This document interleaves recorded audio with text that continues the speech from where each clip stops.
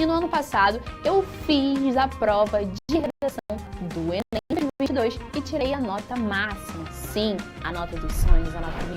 E eu quero te convidar para participar do Intensivo Redação comigo e com o professor David Gonçalves. Serão 6 meses juntinhos de treinamento, tira dúvidas, aulas, teorias, todos os passos necessários para que você consiga alcançar a nota dos sonhos. Os nossos encontros serão sempre às terças-feiras por aulas de videoconferências e tem uma série de surpresas te aguardando e vai ser demais. Eu te espero lá. Beijinhos, tchau, tchau. Estamos online, Carolzinha. Boa noite, meu povo! Gastei aqui minha energia que o Renan falou, boa noite, estamos ao vivo, estamos online. Eu comecei, era o vídeo. Espero que você esteja bem, mas eu tô aqui na energia, 8h32 da noite. Espero que tu esteja acordado, porque a gente ainda vai revisar um monte de coisa de química aí.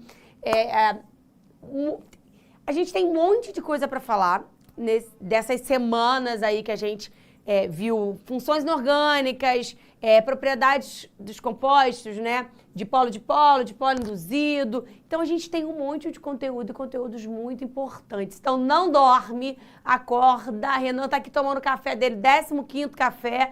Não sei como é que ele vai dormir de noite, mas você pega aí teu cafezinho, pega tua aguinha, teu Red Bull, sei lá o que é que tu toma aí pra dar uma acordada.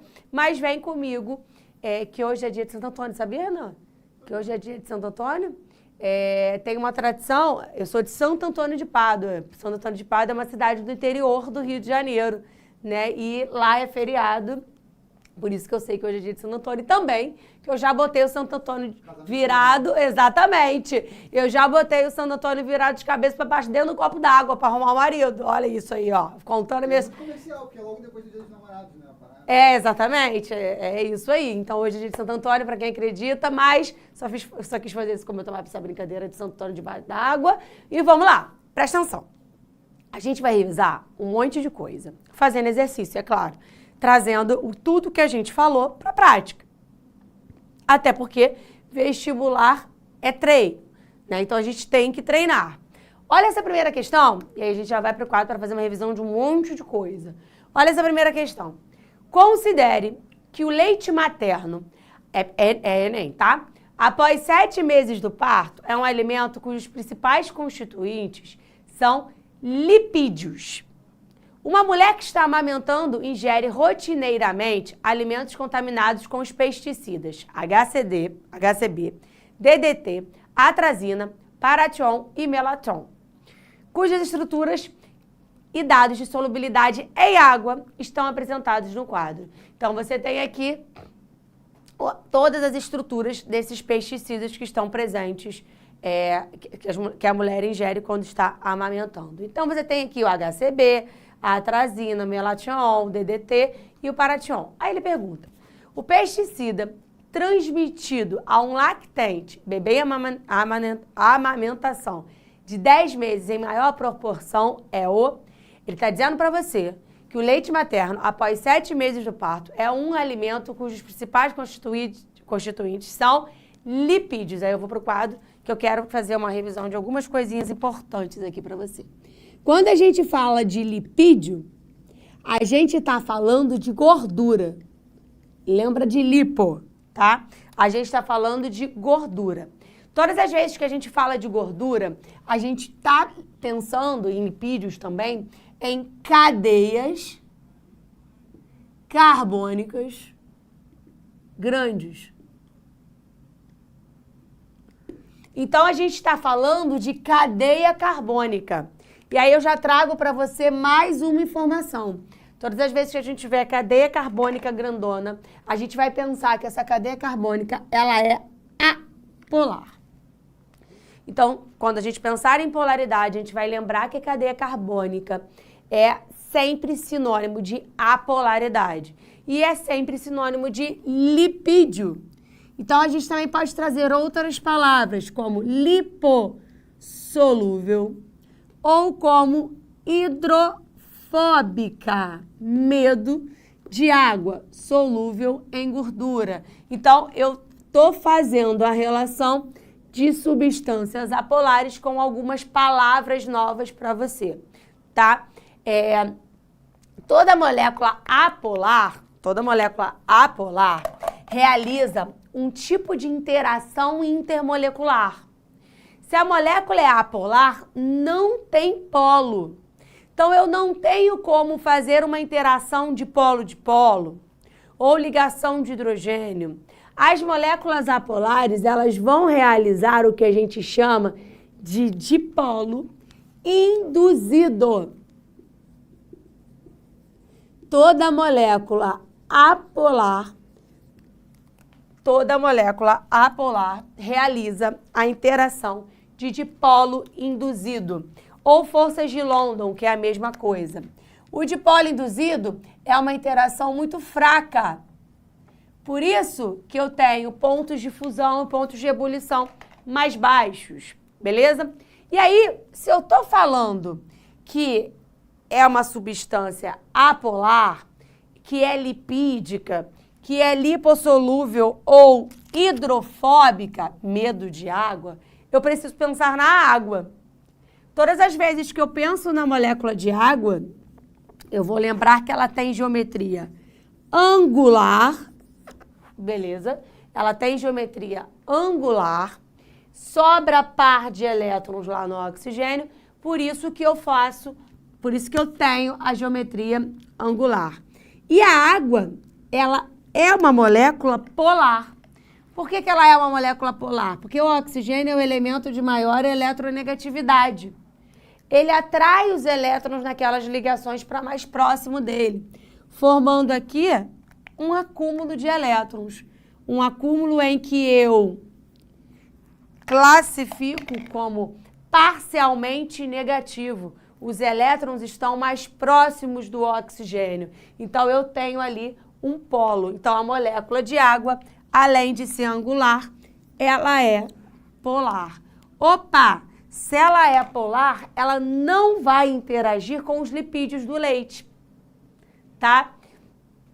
Todas as vezes que eu pensar em solubilidade, em interação, para que ocorra essa solubilidade e essa interação, eu preciso ter semelhanças. E ali não tem. Eu tenho uma molécula que é polar e tenho uma molécula que é apolar. A interação não é boa. Logo, a minha solubilidade é baixa. Qual é a interação intermolecular que a água faz? A interação intermolecular que a água faz é aquela que a gente chama de ligação de hidrogênio. O que é a ligação de hidrogênio, Carol? É o hidrogênio ligado ao flúor, ao oxigênio ou ao nitrogênio. Eu tenho, para existir ligação de hidrogênio, uma dessas três ligações precisam estar presentes na molécula. Como a água é HO, 2 HOs, né? Eu tenho ligação de hidrogênio. É uma interação um pouco mais forte, bem mais forte, né? Mas ela não é a mais forte de todas. A mais forte de todas é a íon dipolo. Aí eu venho para cá para a gente lembrar. O que é a interação íon dipolo? É quando eu tenho alguma coisa iônica dissolvida em água, tá? Ou em algum solvente polar, geralmente em água pra gente. Geralmente, no Enem, isso aqui cai como sal mais água. É a interação, é a ligação intermolecular mais forte de todas. Por isso, meu ponto de ebulição é muito maior, por isso a minha interação ela é mais forte, etc. Só para a gente encerrar, para a gente resolver a questão, existe uma outra força intermolecular que a gente chama de dipolo-dipolo. Com quem que ela acontece, Carol? Com moléculas polares também, mas que não são íons e que não apresentam, né, essas três ligações. Então, dipolo-dipolo ou dipolo permanente vai acontecer com moléculas polares que não apresentam uma ligação de hidrogênio e que não é íon. É o caso, por exemplo, do HCl, do SO2, do aldeído. e etc. Ela é numa ordem de força mais fraca que a ligação de hidrogênio. Então, se eu vou colocar numa ordem de força, a dipolo induzido é menor que a dipolo-dipolo, que é menor que a ligação de hidrogênio, que é menor que a íon dipolo.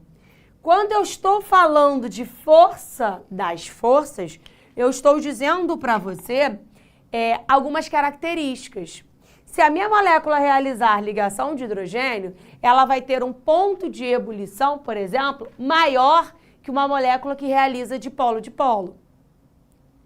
A minha molécula que realizar íon dipolo vai ter um ponto de ebulição maior ainda do que o dipolo-dipolo e ligação de hidrogênio.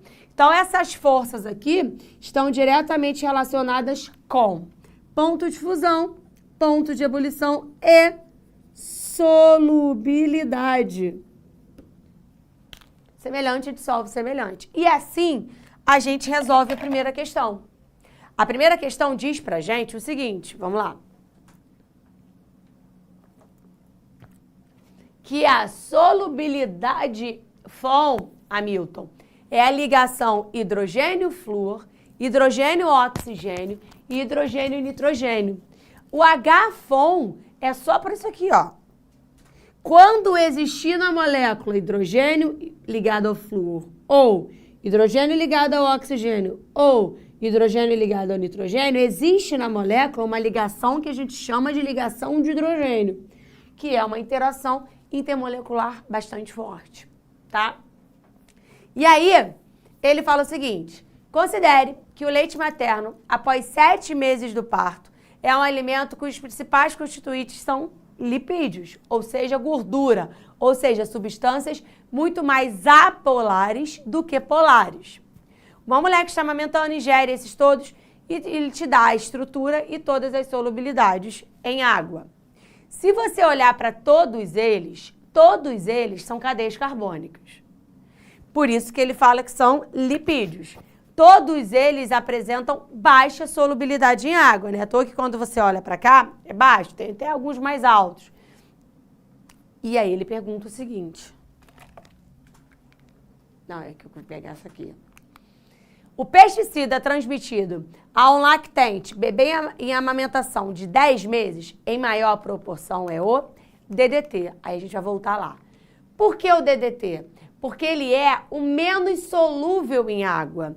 Ele tem 0,0034 ppm de solubilidade em água. Carol, o que é ppm? Parte por milhão. É uma unidade de medida que a gente vai aprender lá na frente em soluções. É uma concentração, tá? Não fiquem tranquilos, mas é uma unidade de medida de concentração. Então, ele quer o que é transmitido ao lactente em maior proporção. Em maior proporção é aquele que é menos solúvel em água. O menos solúvel em água é o DDT, que tem solubilidade de 0,0034, menor valor de todos. Você percebe que eu nem precisei olhar as estruturas, até porque elas são muito parecidas. Tem anel aromático em várias, tem carbono em várias, são bastante apolares. Eu olhei a solubilidade e resolvi a minha questão. DDT é isso aqui, Osvieira, aqui ó, é essa estrutura, mas eu nem precisei olhar para ela, era só olhar para a solubilidade, porque ele diz para você aqui, ó, que após 7 meses é um dos alimentos constituídos de lipídios. Fechado? Vai lá no quadro que eu te dei um resumão de interações intermoleculares. Beleza? Vem cá comigo. E aí, antes de eu passar para a questão 2, eu só quero te lembrar a geometria dos carbonos, rapidinho, aqui em cima, ó. Se o meu carbono faz só ligação simples, a geometria dele é tetraédrica. Se o carbono faz uma pi, a geometria é trigonal. Se o carbono faz 2 pis, a geometria é uma geometria linear. Então, com 2 pis, geometria linear, só ligação simples, tetraédrica, uma pi, trigonal. Agora sim você pode tirar um printão disso aí e vamos lá para a questão de número 2. Vem comigo. Olha a questão de número 2. Os compostos iônicos, carbonato de cálcio, CaCO3 e NaCl, têm solubilidades muito diferentes em água. Enquanto o carbonato de cálcio, principal constituinte do mármore, é praticamente insolúvel em água, o sal de cozinha é muito solúvel. A solubilidade de qualquer sal é o resultado do balanço entre a energia de rede, que é a energia necessária para separar os íons, e a energia envolvida na hidratação dos íons dispersos. Em relação à energia de rede, a menor solubilidade do primeiro composto é explicada pelo fato dele apresentar maior... Aí eu vou lá para o quadro para te mostrar, te relembrar, te dizer o que é um sal, para tu entender por que essa questão caiu no Enem. Ela também é do Enem. Sal costuma aparecer muito na prova do Enem, tá? Sais, né? As funções inorgânicas, a função inorgânica sal. Costuma aparecer muito no Enem.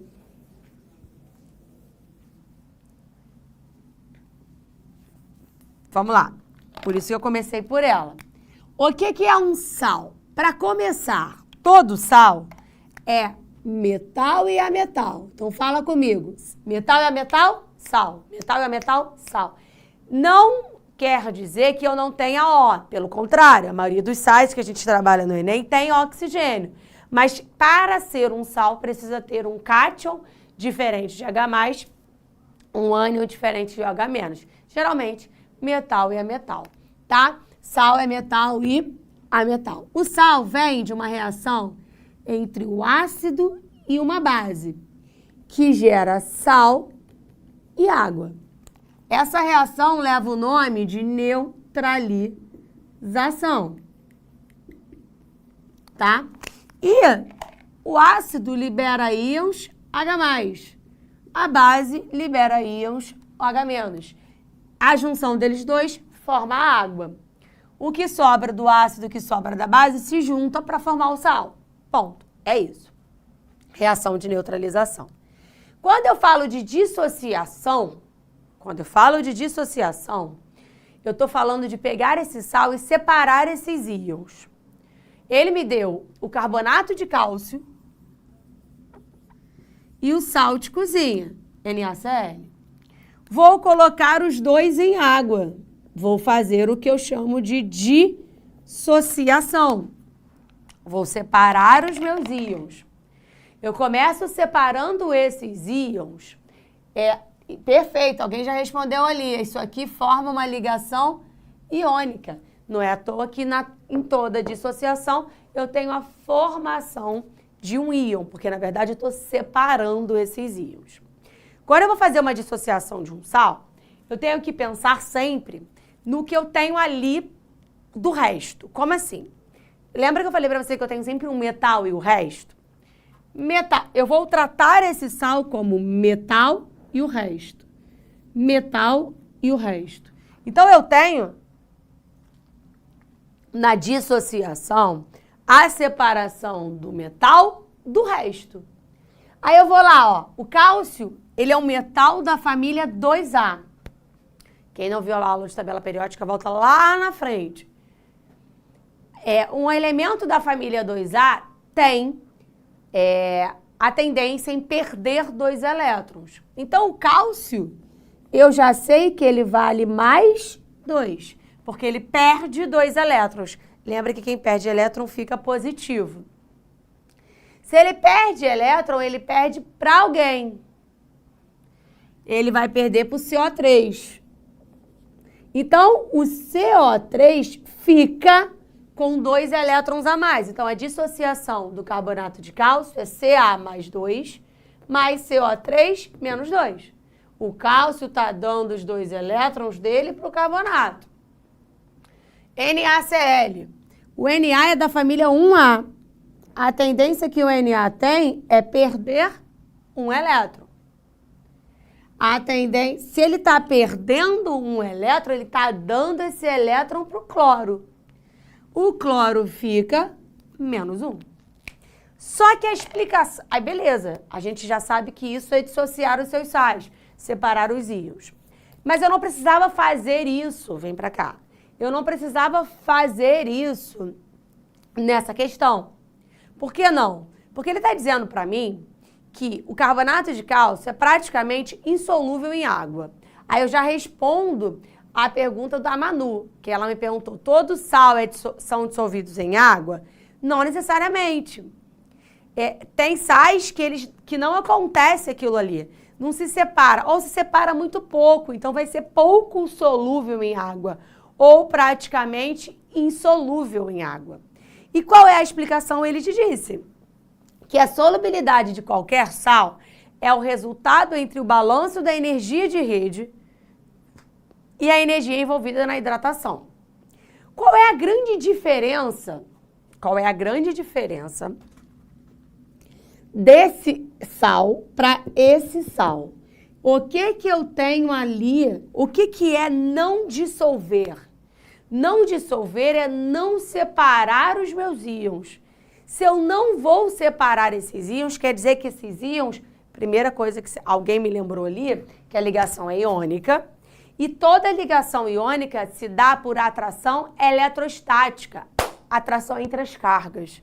Então, se não vai ter solubilidade, ou se vai ter pouquíssima solubilidade do carbonato de cálcio em água, quer dizer que essas cargas elas não vão ter facilidade para se separar, pelo contrário. Elas vão ficar grudadinhas. Então, qual é a explicação para que o carbonato de cálcio seja praticamente insolúvel em água? A atração pelos íons. Então, quando você vai lá olhar o seu gabarito, ó, em relação à energia de rede, a menor solubilidade do primeiro composto é explicada pelo fato dele apresentar maior atração entre seus íons. E aí, quando eu vou olhar o que é energia de rede, ele fala que a energia é necessária para separar completamente os íons. Então, a resposta do Enem estava na sua pergunta. Porque ele diz que a energia de rede é a força para separar os íons. Aí ele te pergunta por que é a menor solubilidade através da energia de rede. Se ele está te perguntando através da energia de rede, eu vou voltar e vou ler o que ela é. O que é a energia de rede? É a energia necessária para separar os íons. Se ele não tem tanta energia assim para separar esses íons, quer dizer que esses íons estão muito apertados. A atração entre seus íons faz com que eles sejam pouco solúveis. É uma questão básica de interpretação, mas eu quis trazer para a gente lembrar o que é um salzinho, tá? Vai lá tirar um fotinho por um print. E vamos para a questão de número 3. Olha o que ela fala. A troposfera consiste basicamente em N2 e O2, gás de nitrogênio e gás de oxigênio, que juntos compreendem 99% da atmosfera da Terra. Outros gases compreendidos como constituintes atmosféricos secundários, apesar de estarem presentes em concentrações muito baixas, podem ter efeitos importantes ou danosos no meio ambiente. O quadro apresenta as principais fontes e concentrações típicas de alguns desses gases secundários. Aí você tem ali o ozônio, o metano, o dióxido de enxofre, o monóxido de carbono, o monóxido de nitrogênio. E aonde eles estão e como é que eles são liberados, as principais fontes e tudo mais. Vou pegar um exemplo. Dióxido de enxofre, gases vulcânicos, processos industriais, queima de combustíveis fósseis e tudo mais. Aí vamos continuar. Pode-se reduzir as concentrações de um desses constituintes gasosos secundários na atmosfera pela passagem desses gases através de purificadores químicos, contendo uma pasta de calcário, que é o famoso carbonato de cálcio que já está no quadro, sendo o gás removido por sua conversão em um sal, composto iônico sólido. Entre os constituintes secundários apresentados, qual pode ser removido pela ação desse purificador químico? Primeira coisa, questão clássica de Enem, ele está usando pH nessa história toda. Quando eu penso no carbonato de cálcio, eu tenho que pensar que ele é um sal, a gente já conversou sobre isso, mas ele é um sal de que caráter? Ele é sal, mas ele é um sal de caráter ácido, básico ou neutro? Eu falei que vocês vão ver isso ainda com a Alain melhor, na hidrólise salina, mas eu ainda te dei um spoiler na aula de sal. Esse carbonato de cálcio, ele vem do hidróxido de cálcio, que é a base, e do ácido carbônico, que é o ácido que origina o meu sal ali.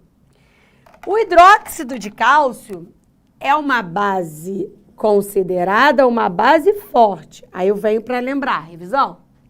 O que são bases fortes, Carol? Metal da família 1A e metal da família 2A, com exceção do berílio e do magnésio. Sempre que eu tiver uma hidroxila ligada a um metal da família 1A ou um metal da família 2A, sem ser esses dois, são bases fortes. Ou seja, libera muito OH-. Esse ácido é um ácido considerado um ácido fraco. Como é que eu acho mesmo? Como é que eu descubro mesmo? Pelo alfa, que é o número de oxigênios menos o número de hidrogênios. Se esse alfa for maior ou igual a 2, eu tenho um ácido forte. Se esse alfa for igual a 1, eu tenho um ácido moderado. Se esse alfa for menor que 1, eu tenho um ácido fraco.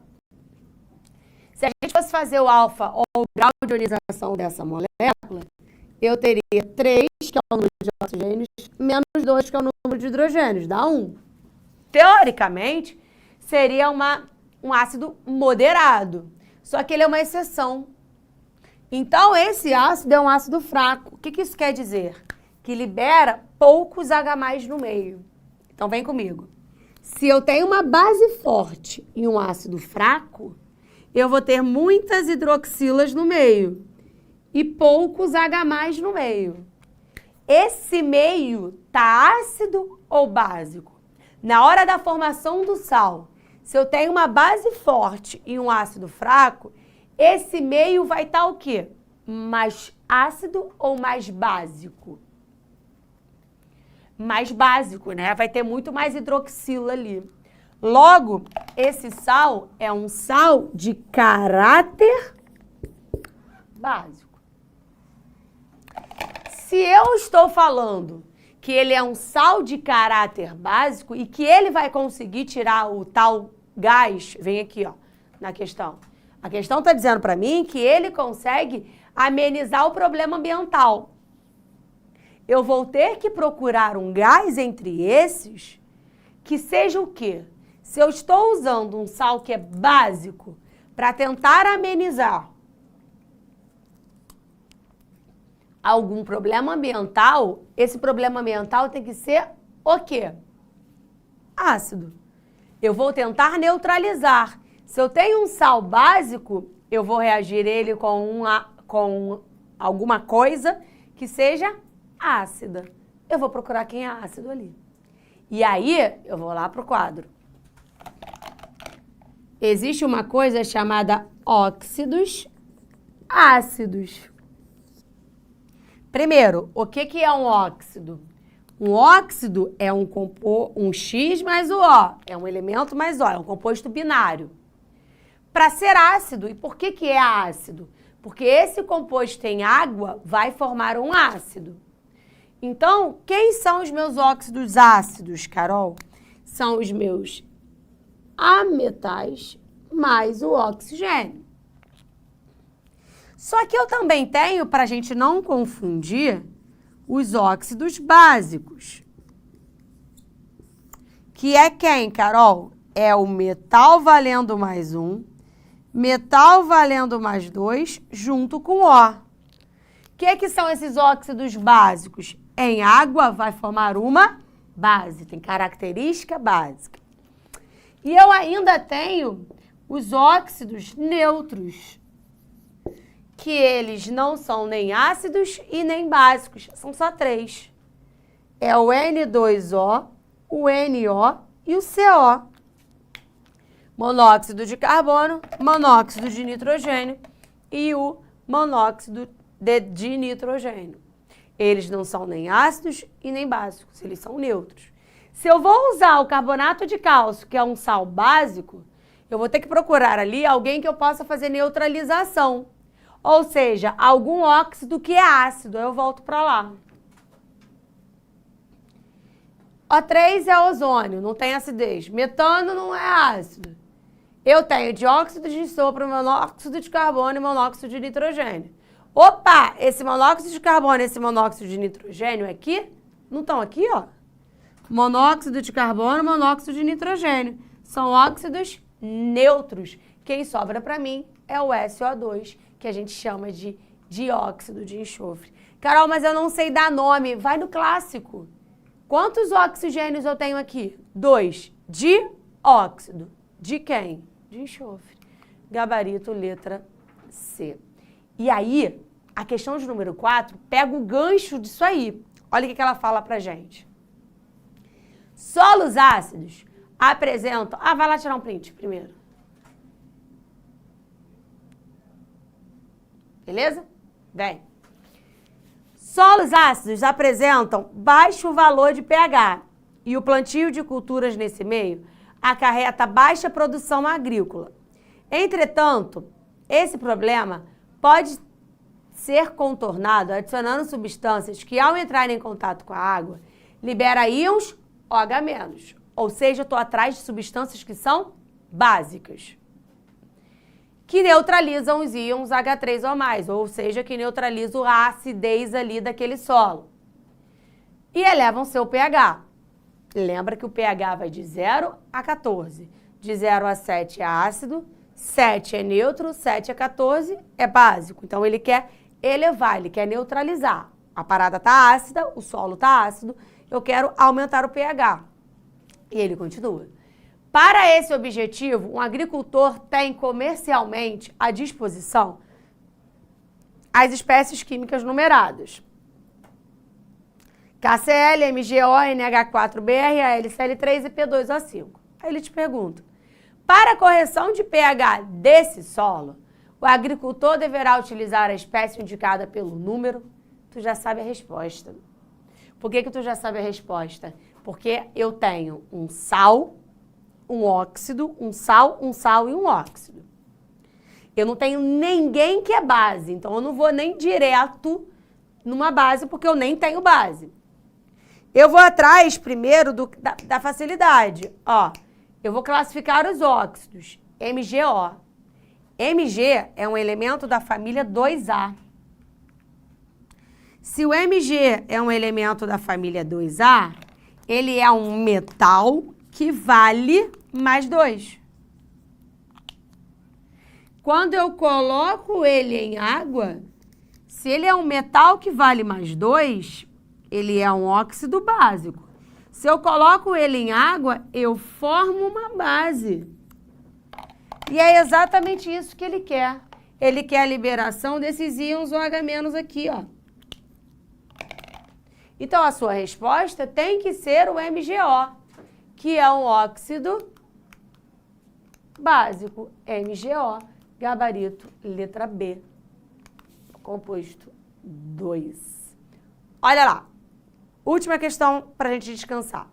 Considere as equações abaixo que representam reações em meio aquoso e, após o balanceamento, assinale o que for correto. Eu tenho H2SO4 com Na2CO3, dando Na2SO4 e H2CO3.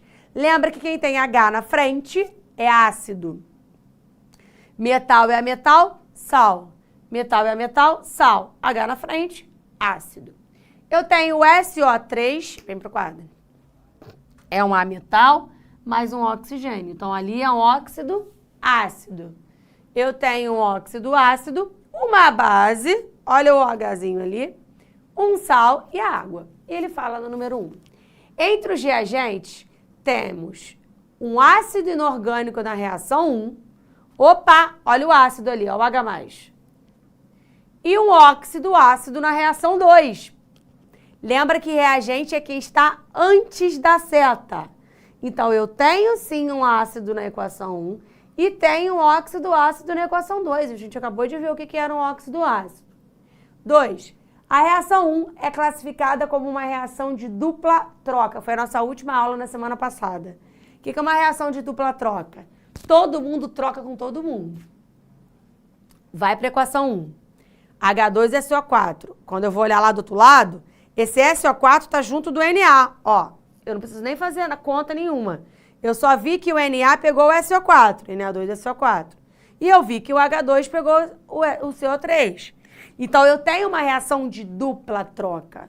Uma reação de dupla troca é quando eu troco tudo com todo mundo. Então, a 1 e a 2, corretinhas. A 1 e 2, né? 4. Na reação 2, verifica-se que para cada mol de SO3 reagem 2 mols da base. Como eu faço isso? Balanceamento. Renanzito, deixa aí rapidinho para mim, por favor.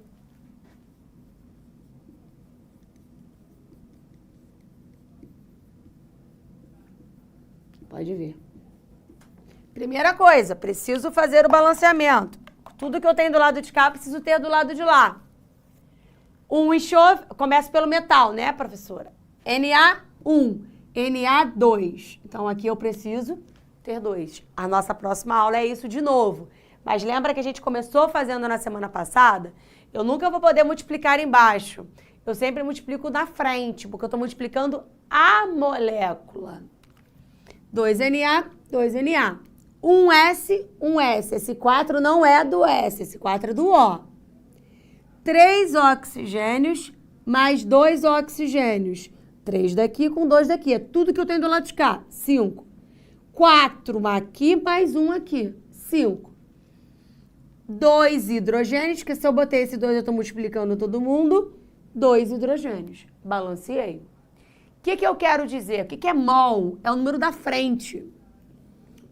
Um ácido, se eu não coloquei nada, eu tenho 1, sempre vai precisar de 2 da base. É isso que ele está dizendo. Ó, na reação 2, verifica-se para cada 1 de SO3 reagem 2 da base. Também está certo.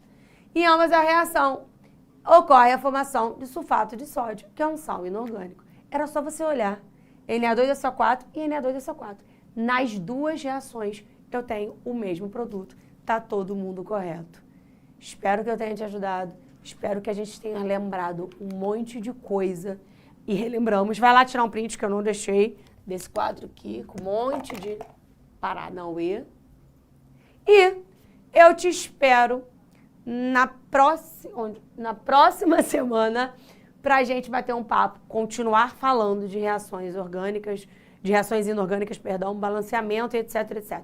Vai descansar, um beijo e até a quarta. Assista nossas aulas a hora que você quiser. Vem com o Pro, o cursinho online que mais aprova no Enem. Assine em proenem.com.br.